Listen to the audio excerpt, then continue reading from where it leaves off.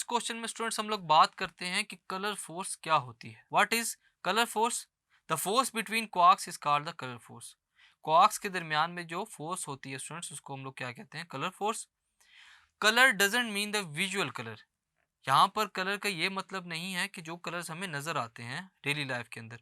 हम लोग जानते हैं जो क्वार्क्स है स्टूडेंट्स, वो क्या बनाते हैं? बेरियंस।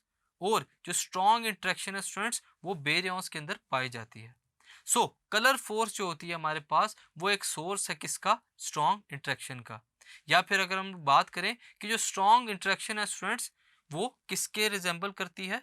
कलर फोर्स के साथ, जो एक्सटेंड कर जाती है, बढ़ जाती है बियॉन्ड प्रोटॉन्स या फिर न्यूट्रॉन्स। क्यों? क्योंकि इनको बाइंड करने के लिए टुगेदर न्यूक्लियस के साथ यहाँ पर जो स्ट्रॉन्ग फोर्स है स्टूडेंट्स, वो चाहिए होती है। इस वजह से हम लोग जो क्वार्क्स हैं स्टूडेंट्स, उसके लिए किस फोर्स का नाम इस्तेमाल करते हैं? Colour force. Quarks are said to have three colours. Quarks के तीन कलर्स होते हैं, रेड, ग्रीन एंड ब्लू। और एंटी क्वार्क्स के कलर्स जो होते हैं students, anti red, anti green and anti blue. The force that exist between them is called colour force. So इस वजह से जो फोर्स इन दोनों के दरमियान में होती है पार्टिकल्स के स्टूडेंट्स, उनको क्या कहा जाता है? Colour force. सो स्टूडेंट्स, ये थे हमारे पास शॉर्ट क्वेश्चंस ऑफ चैप्टर 20, जिसमें हम लोगों ने मुख्तलिफ चीज़ों को डिफाइन किया जो कि रिलेटेड थी आपके चैप्टर के साथ। Thank you.